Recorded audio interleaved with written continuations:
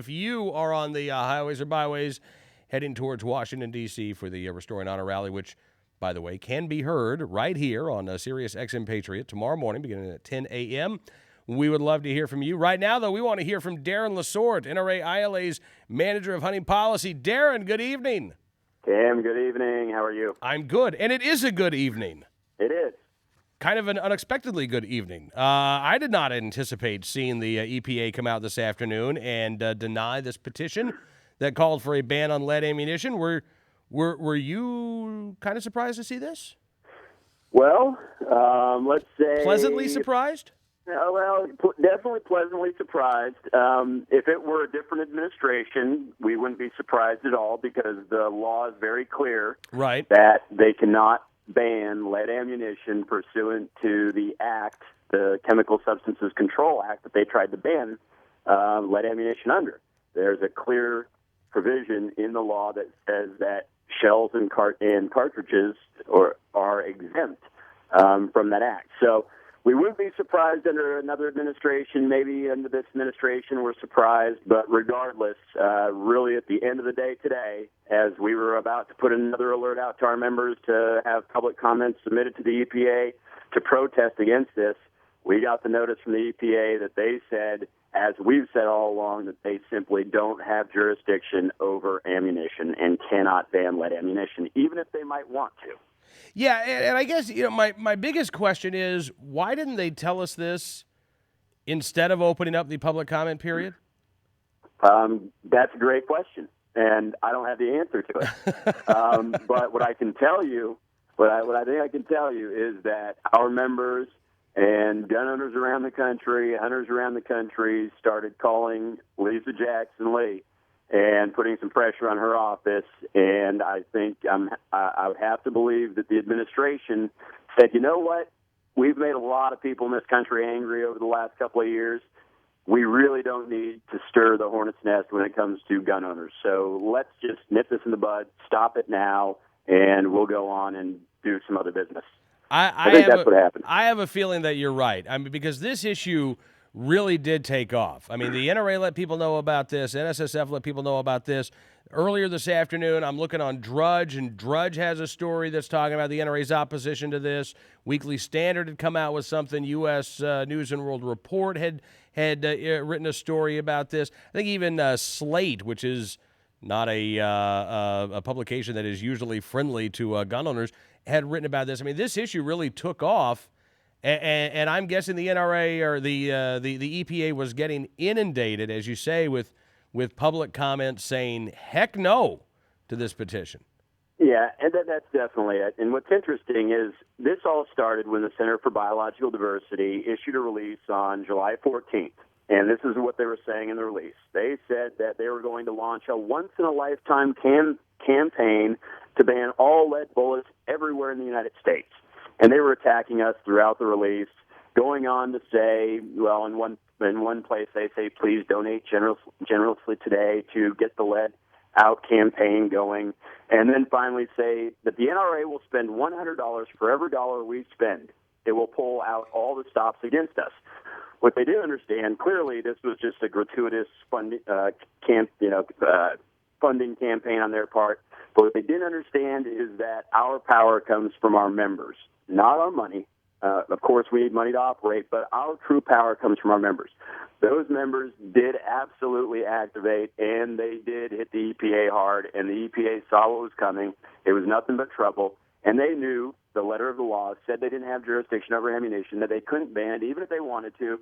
So just step aside, let's clear the slate, and step away from this issue. Now, one thing that does need to be considered by all the sportsmen out there, in particular, all the fishermen, is that still lead sinkers are on the chopping block potentially. What they said is because there are two pieces in the CBDs petition.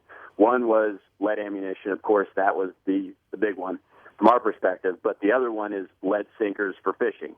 And that one is still being considered. So public comments are still being made on that. The alert that ILA sent out today, this evening, did give the contact information so that the fishermen out there and sportsmen out there can go ahead and still submit public comments on the lead sinker provision of the petition. Yeah, and you know that the ammunition component of this petition was really the heart and soul of this. I'm looking here at the press release from the Center for Biological Diversity. They barely mention the fact that the potential ban on lead sinkers is still out there. In fact, there's not even a quote referencing it. There's just like one line in their press release. Now it's, I guess, standard boilerplate language. Adam Keat, senior counsel for the Center for Biological Diversity, says, a quote, "We had hoped that the EPA would take their responsibilities seriously, but we remain committed to making sure toxic lead is removed from the environment, and we'll redouble our efforts to see that through." I guess there is no appeals process here, Darren, but I can't imagine that Center for Biological Diversity is going to go away quietly. No, that's absolutely true. I mean, they're going to continue to fundraise, certainly, on this, and they're going to continue to go to the courts, the state agencies, like they've been doing in Arizona and Utah and California, trying to ban lead. So they'll continue with their campaign. There's no doubt about it, and that's why we certainly can't rest and let down our guard. The one big positive that comes from this, actually in 2008, right after Obama was elected, one of the things I said, I wrote an article in American Hunter magazine that talked about some of the concerns that gun owners and hunters should have with the new administration. One of them was a potential lead ammunition ban through the EPA. So we felt that the petition was coming, that someone would do it.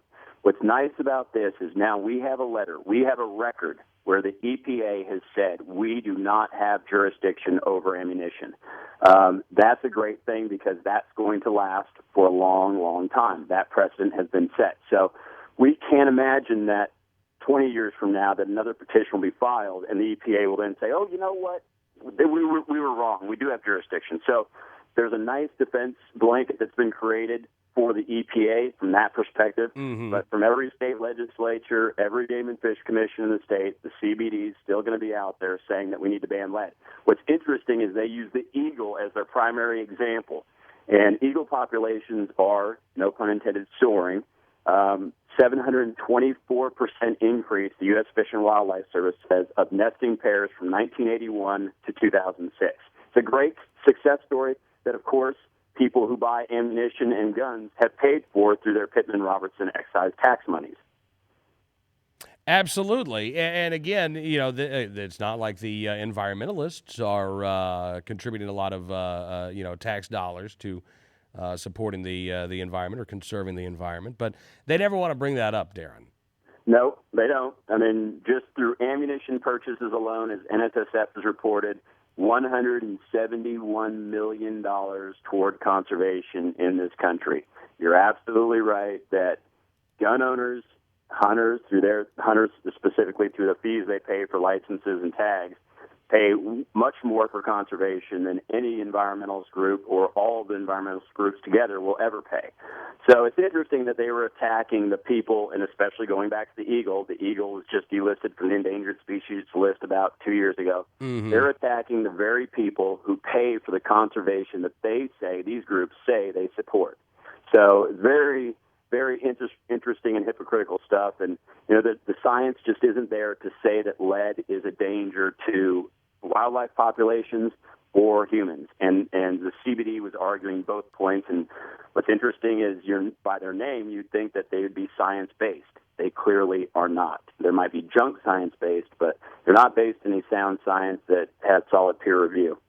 All right. Hey, Darren, thank you again, sir, for coming on the program. Congratulations again, and thanks for all the hard work that NRA-ILA put in on the EPA lead ban petition. Well, thanks a lot, Cam, and thanks to our members for getting involved.